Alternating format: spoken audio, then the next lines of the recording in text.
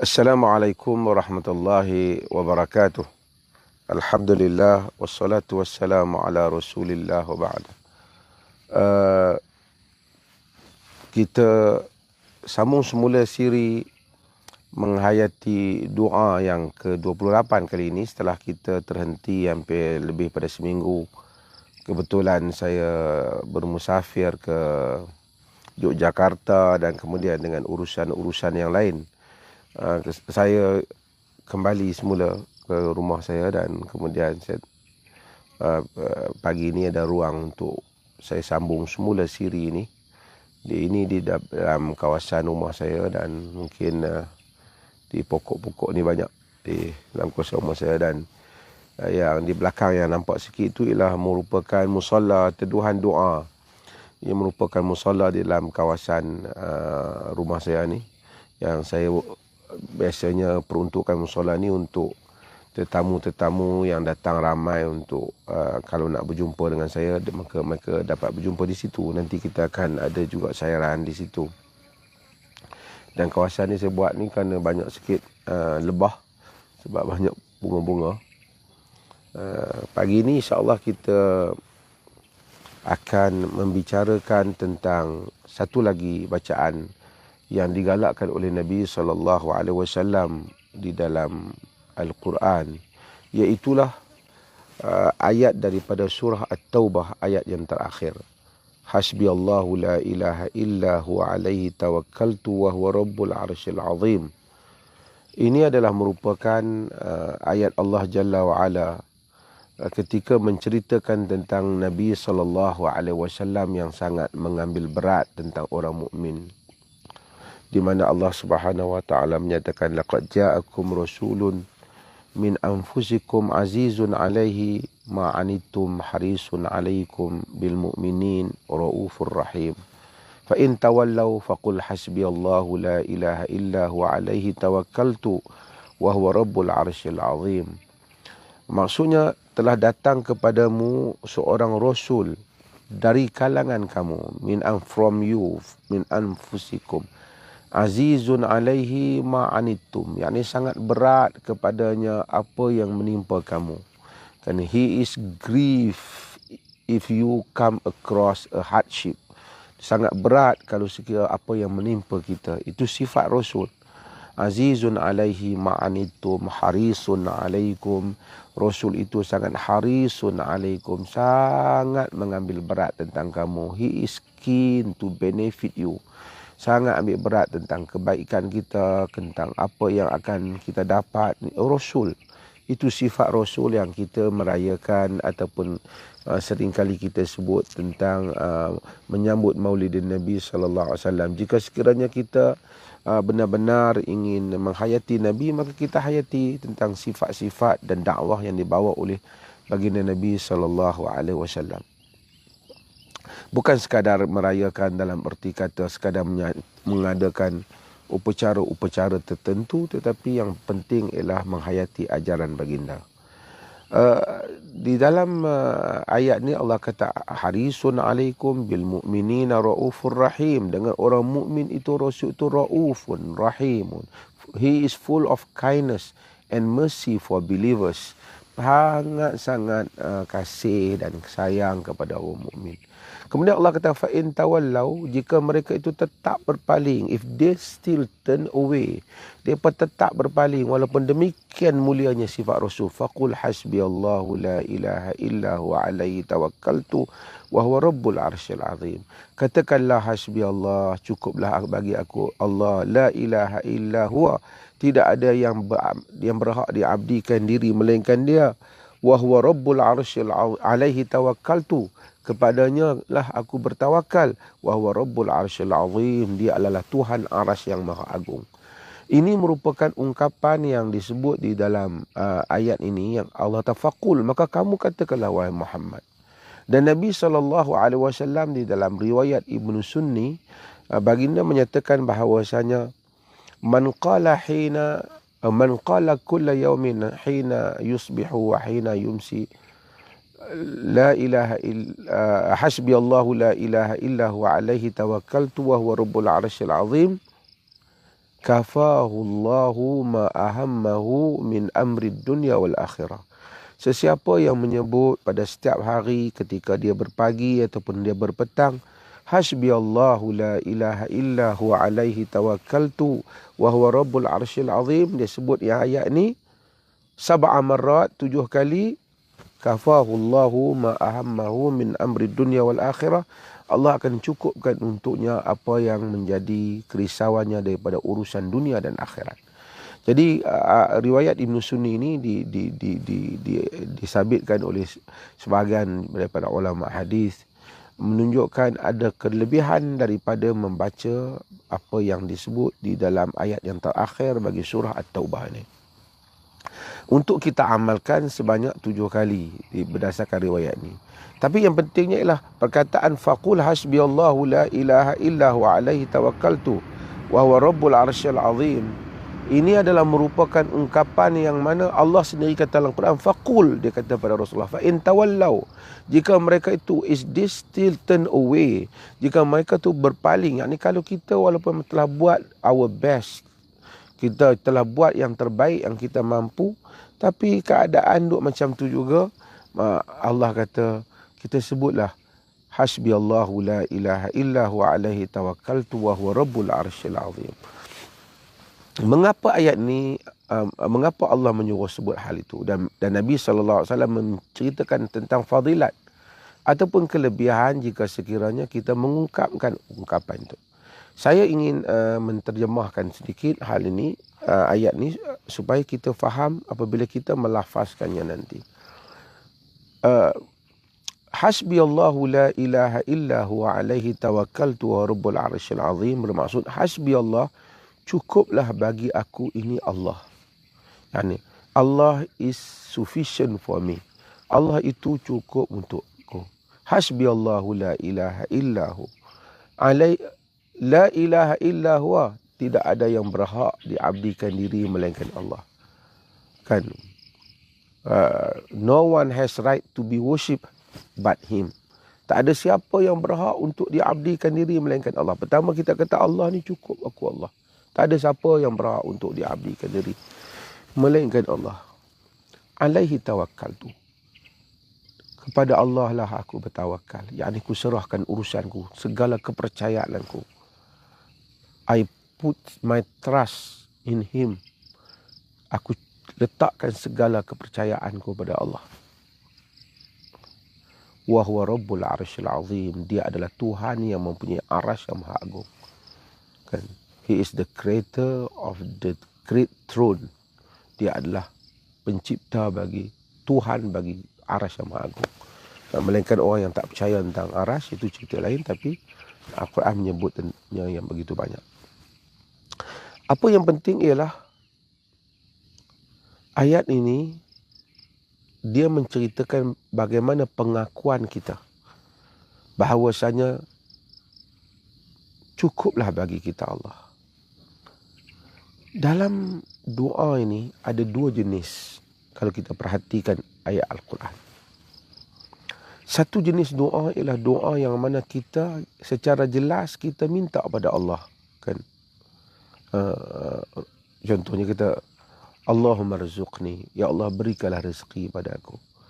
Atau Rabbana atina fid dunya hasanah, wahai Tuhan datangkan kepada aku kebaikan di dunia. Ataupun kita kata Rabbi la tadharni fardan wa anta khairul warisin, wahai Tuhanku jangan kau tinggalkan aku sendirian. Yang ini kita bagi tahu, kita minta ataupun kita mohon daripada hal itu tidak berlaku pada kita. Jelas permintaan kita. Satu lagi ialah kita tak minta, tapi kita menceritakan tentang hal keadaan kita. Hal keadaan kita yang mana kita ini kesusahan diri kita. Saya nak bagi contoh dulu dalam kehidupan, nanti saya nak bawa kepada apa yang ada dalam doa. Contohnya, kalau kita nak minta pada satu orang, ni manusia, untuk kita faham dahulu. Kita boleh kata, Tuan boleh tak Tuan tolong saya beri pada saya duit sekian-sekian ataupun barang sekian-sekian. Itu kita minta pada dia. Satu lagi, kita tak minta tapi kita bagi Tuan, saya ni susah. Saya tak ada siapa yang boleh tolong melainkan Tuan. Kita tak minta tapi kita bagi tahu hal keadaan kita. Tapi ia indirectly, ia satu permintaan kita kepada pihak berkenaan. Itu pun berlaku dalam hal kita. Kalau kita lihat dalam Al-Quran, Al-Quran merakamkan dua-dua jenis doa ni. Dua-dua pendekatan doa ni. Di kalangan para Nabi, ada mereka yang tidak meminta tetapi menyebut tentang hal diri mereka dan Allah memustajabkan doa mereka. Umpamanya kalau kita lihat Nabi Ayub AS, ketika dia ditimpakan dengan penyakit dan kemudaratan, dia kata dalam Quran, Allah menyebut, dia menyatakan, Rabbi anni massani yadhur wa anta arhamur rahimin. Wahai Tuhanku, aku ini telah ditimpakan, telah disentuh oleh kemudaratan, terkena kemudaratan. Wa anta arhamur rahimin. Sedangkan engkau itu adalah yang paling penyayang di kalangan yang penyayang. Dia tak cerita tentang diri apa yang kena kat dia. Dia tak cerita, dia tak sebut permintaan, wahai Tuhan sembuhkanlah aku, dia tak sebut. Tapi dia hanya cerita tentang apa yang kena pada diri dia. Quran kata fastajabna lahu wa kashafna ma bihi min dur. Kami sambut doanya, kami singkapkan mudarat yang kena padanya. Kenapa? Kerana kalau kita lihat di mana doanya, dia hanya merintih kepada Allah tentang hal keadaan. Ini pun sebenarnya satu permintaan. Satu lagi, contoh yang lain lagi kita boleh lihat Nabi Musa AS ketika dia ke Madian. Dalam keadaan dia he was very exhausted. Dalam keadaan yang sangat letih. Tak ada pengharapan, seorang-seorang diri. Dia kata, Rabbi inni lima anzalta ilayya min khairin faqir. Wahai Tuhanku, sesungguhnya aku ini kepada apa sahaja yang engkau turunkan kepadaku daripada kebaikan, sangat memerlukan. Dicerita halnya. Lalu Allah bagi kurniaan kepada Nabi Musa. Anak perempuan gadis itu datang dan kemudian menjemputnya, dan kemudian akhirnya dia pergi ke rumah orang berkenaan dan kemudian berkahwin. Ini semua contoh-contoh yang mana keadaan hamba tidak meminta kepada Tuhan tapi menceritakan tentang hal keadaan dirinya. Kalau kita lihat pada ungkapan dalam surah At-Taubah ini pun tak ada permintaan, tetapi menceritakan tentang hal diri kita. Hasbiyallahu la ilaha illa huwa. Cukuplah bagi aku ini Allah. Tidak ada yang berhak diabdikan diri melainkan dia. Yani kita kata pada Allah, aku tak ada siapa. Aku cukup Allah, aku tak nak siapa. Kita sebenarnya memohon agar Allah mencukupkan keperluan diri kita. Alaihi tawakkaltu, kepada Allah itulah aku bertawakal. Tawakal yang ni aku serahkan diri kita. Kita perkataan tawakal, selalu saya sebut untuk diri saya, ia mudah untuk diungkapkan. Tapi untuk menanamkan benar-benar satu orang itu bertawakal, hanya Allah yang tahu tentang hakikat tawakal satu orang hamba. Sehingga tawakal itu benar-benar wujud dan duduk di dalam diri seorang hamba.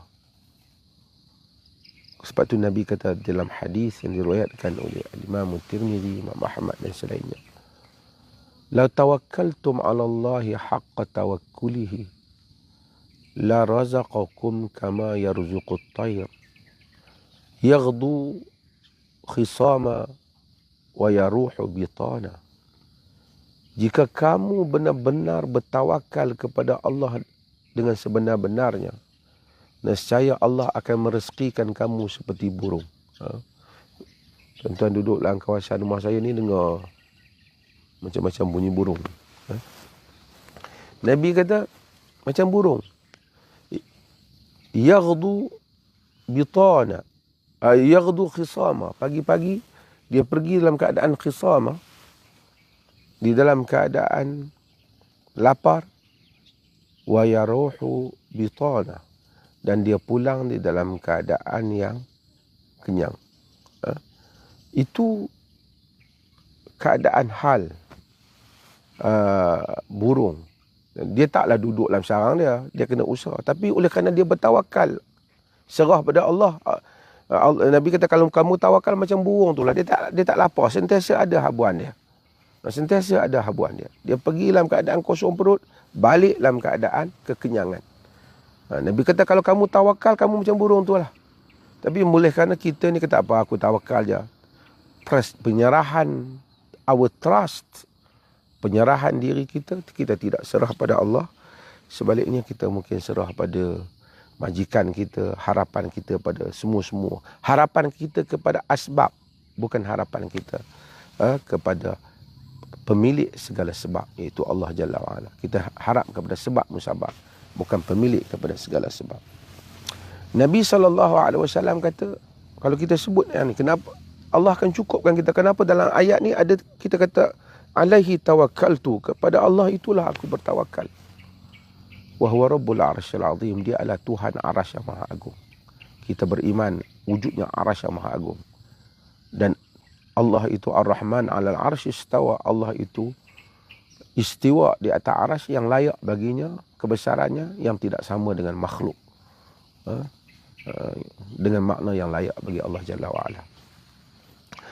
Jadi kita sebagai satu orang Muslim, mukmin, pagi-pagi Nabi kata, man qala kulla yaumin hina yusbihu wa hina yumsi, siapa yang menyebut pada setiap hari, pada pagi dan petang, hasbiyallahu la ilaha illa huwa alaihi tawakkaltu wa rabbul arsyil azim sab'a marat, disebut ayat ini sebanyak 7 kali, kafahullah ma ahammahu min amri dunya, maka Allah cukupkan apa yang menjadi kerisauannya daripada urusan dunia. Jadi dia akan mendapat segala apa yang dia risau, Allah Ta'ala akan beri pada dia. Dengan syarat dia benar-benar pagi-pagi, setiap petang, dia mengulangi ayat ini dengan penuh keimanan kepada Allah Jalla wa'ala. Dan mudah-mudahan kita dapat mengamalkan sama-sama. Senang saja, iaitu hasbiyallahu la ilaha illa huwa alaihi tawakkaltu wa rabbul arsyil azim. Ketika kita mengungkapkannya, kita mengungkapkan dengan perasaan kita yang penuh menyerah diri kepada Allah Subhanahu wa taala, dan penuh sentiasa merasakan cukuplah bagi aku ini Allah. Sebab dan musabab ni kita boleh usahakan. Kerana dunia demikian. Burung tu pun dia tak duduk dalam sarang dia keluar. Tetapi perasaan tawakal, kepercayaan kita, sentiasa kita rasa hasbi Allah, cukuplah bagi aku Allah. Dunia boleh melakukan apa saja, tapi jika Allah bersama dengan kita, insya-Allah kita akan menang dan kita akan berjaya dan kita akan selamat. Sehingga perasaan dan kepercayaan itu memenuhi dada kita, maka insya-Allah kita akan dapat untuk menjadi satu orang yang benar-benar sentiasa mendapat perlindungan dan pertolongan Allah.